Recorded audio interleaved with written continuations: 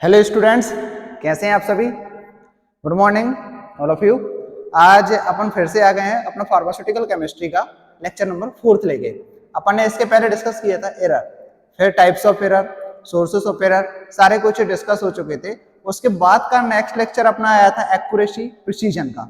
Accuracy आखिर में होती क्या है, प्रिसीजन होती क्या है, अपन इस सारे लेक्चर में अपन आज डिस्कस करेंगे एक्यूरेसी एंड प्रिसीजन के बारे में, जो कि अपन आगे जिस फील्ड में जाने वाले हैं, मतलब जैसे अपन कंपनी वगैरह में जाने वाले हैं, उसमें अपना बहुत काम आने वाला है। वहां पे एक्यूरेसी का क्या होता है, अपन एक्यूरेसी पढ़ते क्यों है, प्रिसीजन पढ़ते क्यों है। सबसे पहले तो दिमाग में स्टूडेंट की यही बात आती है कि अपन एक्यूरेसी और प्रिसीजन पढ़ क्यों रहे हैं। तो आज अपन ये सारा कुछ यहाँ पे डिस्कस करने वाले हैं कि अपन एक्यूरेसी एंड प्रिसीजन आखिर में पढ़ क्यों रहे हैं। ठीक है, अपन एक एक करके आज डिस्कस करेंगे। हिंदी में भी जानेंगे कि एक्यूरेसी मीन्स होता क्या है और प्रिसीजन मीन्स होता क्या है आखिर में। तो अपन चलो स्टार्ट करते हैं। अपन एक्यूरेसी से अपन स्टार्ट करते हैं, जिसको हिंदी में शुद्धता बोलते हैं। एक स्टैंडर्ड वैल्यू या फिर एक ट्रू वैल्यू, जो सत्य वैल्यू होती है, उसे एक्यूरेसी कहते हैं। अब एक्यूरेसी वर्ड आखिर में अपन पढ़ क्यों रहे हैं, मतलब कि कोई वैल्यू है उसके नजदीक, मतलब एक्यूरेट क्या आने वाला है, अपन ऐसा कोई पढ़ने वाले हैं इसमें। प्रिसीजन होता है, प्रिसीजन को अपन बोलते हैं यथार्थकता। ठीक है, यथार्थकता बोलते हैं और सूक्ष्मता बोलते हैं, मतलब कि रिपीटेड वैल्यू बोलते हैं, मतलब कि जो बार बार रिपीट हुई वैल्यू, उसको अपन प्रिसीजन भी बोलते हैं। ठीक है, अपन एक सिंपल डेफिनेशन पढ़ेंगे आज एक्यूरेसी की। Accuracy refers to how close a measurement is to the true or accepted value। इन्होंने एक बिल्कुल सिंपल लैंग्वेज में बता दिया है कि एक्यूरेसी वो कहलाती है, कोई भी चीज अपन ने, मान लो अपन ने एक्यूरेट वैल्यू अपने पास, स्टैंडर्ड वैल्यू अपने पास अवेलेबल ऑलरेडी है, और अपन ने उसको दोबारा वही परफॉर्म किया या वही प्रैक्टिकल परफॉर्म किया, और अपन ने स्टैंडर्ड से उस वैल्यू को मैच किया, तो वो अपने करेक्ट मैच तो नहीं हो रही है, लेकिन उसके आसपास एकदम क्लोज एक्यूरेट वैल्यू जरूर आई है अपने। जैसे सपोज दैट अपन ने सोचा अपने पास एक 10 ग्राम का ये मार्कर है। ठीक है, ये इसकी क्या होगी, एक स्टैंडर्ड वैल्यू हो गई। अपन ने इससे राइट किया, इसकी जो इंक है वो खत्म होने वाली थी। ठीक है, अपन ने इसको फिर से वेट किया। ठीक है, तो इसकी अप्रोक्स वैल्यू आई 9.8, 9.7, 9.2, 9.3, ऐसी इसकी 5-6 वैल्यू आई। अब जो इसके जो एक्यूरेट वैल्यू के, जो पहले 10 ग्राम का था, उसके नजदीक जो वैल्यू आएगी वो अपनी एक्यूरेट वैल्यू कहलाएगी। वो अपन एक मान के चलेंगे कि हाँ, इसके आसपास जो वैल्यू आई है वो एक अपनी एक एक्यूरेट वैल्यू, एक ट्रू वैल्यू है। ठीक है, ये अपन ने इसके बारे में समझ लिया। ये अपन एक्यूरेसी और प्रिसीजन पढ़ने के पहले कुछ टर्म्स पढ़ने वाले हैं आज, जो कि आपके कंपनी जाने के बाद जो स्टूडेंट्स कंपनी आने वाले हैं, उनको वो वहां पे जाकर बहुत ज्यादा काम आने वाली है। तो 3 टर्म्स होते हैं। जैसे ही आप कंपनी में जाओगे तो कंपनी में होता है कैलिब्रेशन।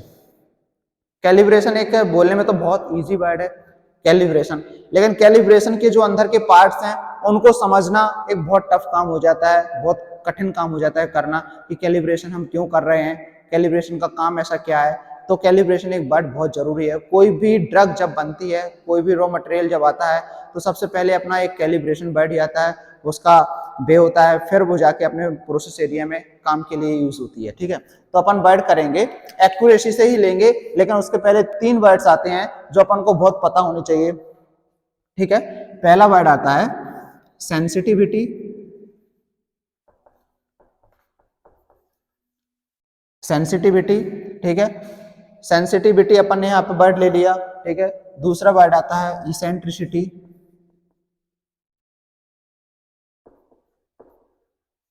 और थर्ड वर्ड आता है अपना रिपीटेबिलिटी, जो अपन ने यहाँ पे बात की रिपीटेबिलिटी।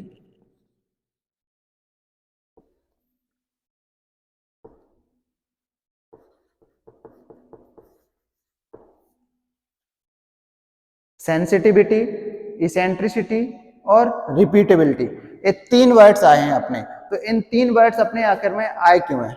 ठीक है, तो सेंसिटिविटी से मतलब है, सेंसिटिविटी मतलब उसी में छिपा हुआ है सेंसिटिविटी, मतलब कि जैसे अपने पास कोई एक बैंक बैलेंस है, ये सपोज दैट अपने पास एक कैलिब्रेशन है, बैंक बैलेंस है, ये इसका पाम हो गया।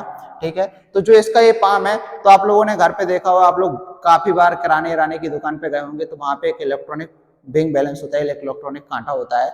जैसे ही अपन उस पर टच करते हैं तो उसकी रेटिंग ऑटोमेटिक बढ़ने लगती है, देखा होगा सभी ने। जैसे ही आप उस पर थोड़ी सी अपनी उंगली रखेंगे वो ऑटोमेटिक बढ़ने लगेगा। तो इसका क्या होगा, टचिंग सेंस हो गया, ठीक है। जैसे ही आप इस पाम को टच करोगे इसकी रीडिंग क्या होने लगी, बढ़ने लगेगी। तो इससे आपको पता चल रहा है कि हाँ जो उसका सेंस ऑफ ह्यूमर है वो बहुत अच्छे से काम कर रहा है। सपोज दैट भाई सेम अप्लाई होता है अपनी बॉडी पे।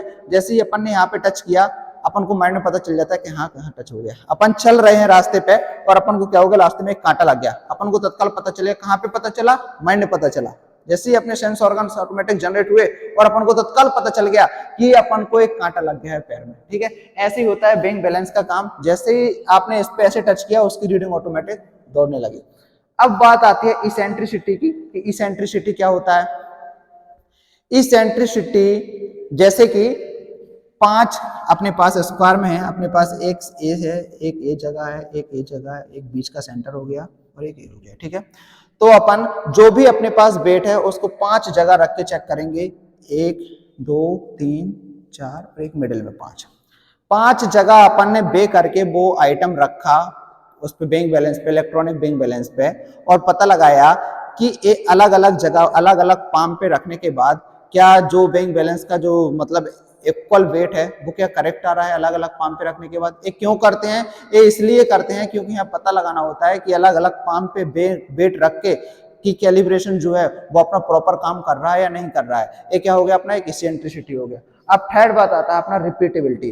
तो जैसे ही आप रिपीटेबिलिटी करने जाते हो तो रिपीटेबिलिटी का एक इंस्ट्रक्शन, एक गाइडलाइन ऑलरेडी अपनी लॉगबुक के बीएमआर में लिखी होगी कि 10 टाइम्स आपको रिपीट करके देखना है। पहले तो आपको स्टैंडर्ड वेट रख रख के देखना है 10 टाइम्स कि ये जो हमारा प्रॉपर बैंक बैलेंस है वो प्रॉपर काम कर रहा है या नहीं कर रहा है, ठीक है।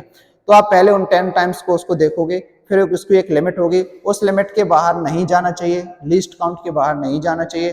फिर जैसे ही आप उस वेट वेरिएशन को 10 टाइम्स करोगे, फिर उसमें से डिस्कस करोगे कि हाँ इसकी जो रीडिंग है वो हमारे लिमिट के अंदर है, तो ये क्या होगी, रिपीटेबिलिटी होगी। रिपीटेबिलिटी कितने टाइम्स करते हैं, 10 टाइम्स करते हैं। ये तीनों टाइम अपन ने समझ लिए। अब कुछ लोगों के दिमाग में आ रहा होगा सर आपने इसेंट्रिसिटी, रिपीटेबिलिटी और सेंसिटिविटी यहाँ पे पढ़ाई क्यों है। तो हमने इसलिए पढ़ाई है क्योंकि वो एक्यूरेसी और प्रिसीजन से ही मिला जुला एक टॉपिक है और वही आपको करने वाले हैं आप कंपनी में जाके, ठीक है। तो अपन एक सिंपल एक एग्जांपल लेने वाले हैं। सपोज दैट अपने पास एक क्लास में 10 स्टूडेंट्स बैठे हुए हैं, ठीक है। टीचर ने एक टास्क दिया सारे 10 स्टूडेंट्स को कि ये डस्टर है, इसका आप बैंक बताओ कितना है, इसका वेट कितना है, ठीक है। तो एक एक करके बच्चे आने लगे। जैसे अपन एक एग्जांपल ले लें, यहाँ पे ले लेते हैं, एक ए हो गया, एक स्टूडेंट ए हो गया, ठीक है। 1 2 3 4,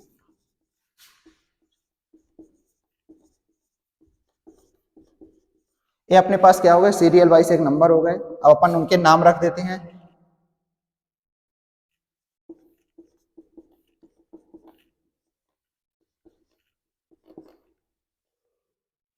ठीक है। A B C D E F G H I J, ये अपन ने पूरे 10 के 10 के नाम रख दिए, ठीक है। ये सीरियल नंबर हो गया, ये अपन ने उनके नेम रख दिए।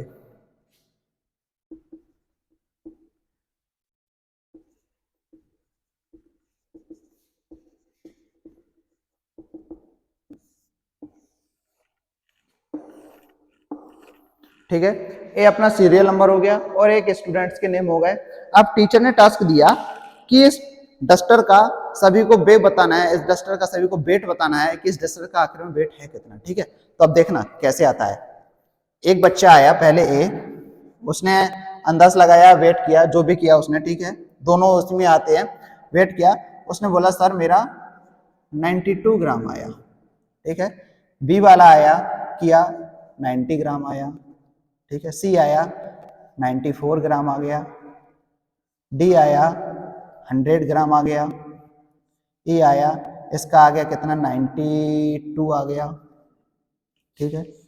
फिर आया इसका भी 92 आ गया, जी आया 88 ग्राम आ गया, एच आया 86 ग्राम आ गया, आई आया 92 ग्राम आ गया, ठीक है। और जे आया, इसका आ गया 82 ग्राम, ठीक है। इन लोगों ने क्या किया, 10 ने अपना अपना वेट बता के टीचर को बता दिया और टीचर ने उनको नोट कर लिया, ठीक है। अब कौन आया, टीचर आया, टीचर ने वेट किया, इसका वेट आ रहा है, वेट आया 96 ग्राम। ए वेट क्या हो गया, डस्टर का वेट हो गया, टीचर ने बता दिया इसका वेट 96 ग्राम आया। ठीक है, ए वेट अपन ना टीचर का मान लिया 96 ग्राम आ गया, अपन का वेट आ गया 96 ग्राम, और स्टूडेंट्स का वेट आया है 92, 90, 94, 100, 92, 92, 88, 86, 92, 82। ठीक है, ये सारे वेट्स आए। अब इसका रियल वेट टीचर ने कितना निकाला, 96 ग्राम निकाला। अब ए अपनी वैल्यू हो गई ट्रू वैल्यू,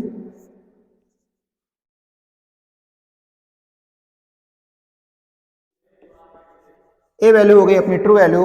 अब अपन इसमें मैच करेंगे, क्या इसके आसपास कोई वैल्यू इसमें आई है क्या, देखो चेक करेंगे।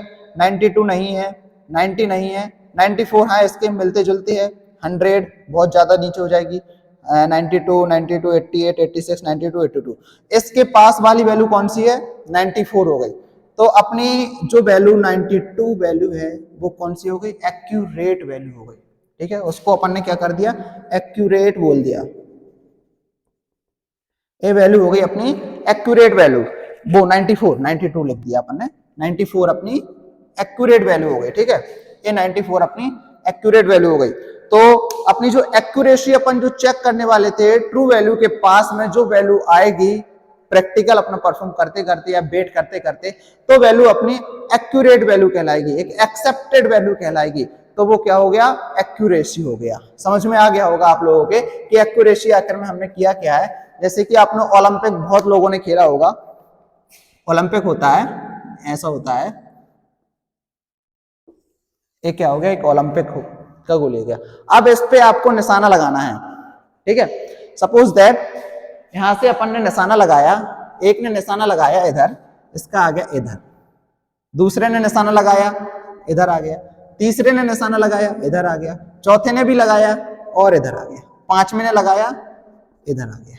ठीक है, तो अपना पॉइंट तो था इधर निशाने लगाने का, लेकिन यहां निशाना लगाना था, लेकिन अपन देखेंगे कि इसके पास में कौन कौन सी हैं जो अपनी की एक्यूरेट आ सकती हैं, एक्यूरेट आ सकती है, मतलब पास में कौन कौन सी वैल्यू है। तो कौन कौन सी है, 1, 2, 3, 4, ये चारों वैल्यू उसके पास में बहुत ज्यादा क्लोज है, तो एक्यूरेट तो हो जाएगा बट प्रिसाइज नहीं होगा। ठीक है, अपन को बिल्कुल एक्यूरेट सेंटर ऑफ मास, जो उसका सेंटर ऑफ मास है ना, उस पे अपन को क्लिक करना है, लेकिन अपना उसके आसपास आ रहा है, तो वैल्यू जितने पास वाली वैल्यू जो कहलाएगी वो अपनी एक एक्यूरेट वैल्यू कहलाएगी। ठीक है, अब बात करेंगे इसी में प्रिसीजन की। प्रिसीजन क्या होता है, प्रिसीजन में अपन ने लिखा है मोस्ट टाइम रिपीटेड वैल्यू, जो ज्यादा से ज्यादा बार रिपीट वैल्यू हुई हो वो प्रिसीजन कहलाती है। अब इसमें आप लोग बता सकते हो क्या कौन सी वैल्यू ज्यादा बार रिपीट हुई हो। अपन देखेंगे कौन सी वैल्यू ज्यादा बार रिपीट हुई है। देखो 92, 92, 92 और एक ही है 92, कितनी बार रिपीट हुई है, 1, 2, 3, 4 टाइम्स अपना 92 रिपीट हुआ है।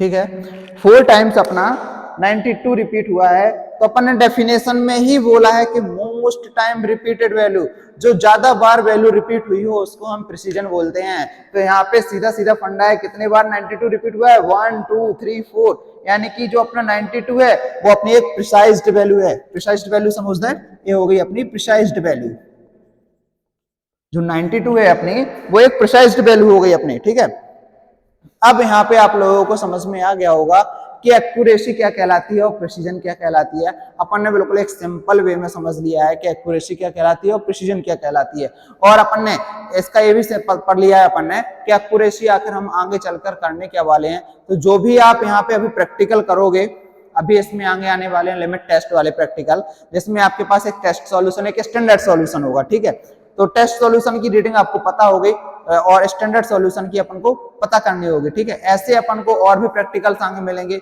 जिनकी अपन को वैल्यू पता होगी और उसका रिजल्ट बिल्कुल आपको बुक में लिखा मिलेगा कि इसकी वैल्यू इतनी इतनी आती है। लेकिन जब अपन प्रैक्टिकल परफॉर्म करेंगे तो उसके एक्यूरेट वैल्यू कितनी आ रही है, उसके पास में वैल्यू कौन सी आ रही है, वो अपनी क्या कहला जाएगी, एक्यूरेसी कहला जाएगी। और वही प्रैक्टिकल अपन 5-6 बार या 10 बार रिपीट करेंगे तो जो वैल्यू अपनी ज्यादा टाइम रिपीट होगी वो वैल्यू अपनी क्या कहलाएगी, प्रिसीजन कहलाएगी। ये अपन बहुत इजी टॉपिक था जो अपन ने आज यहाँ पे पढ़ लिया है। इसके नेक्स्ट लेक्चर में अपन चैप्टर नंबर 2 स्टार्ट करने वाले हैं। ठीक है, तब तक के लिए आप लोगों को थैंक यू।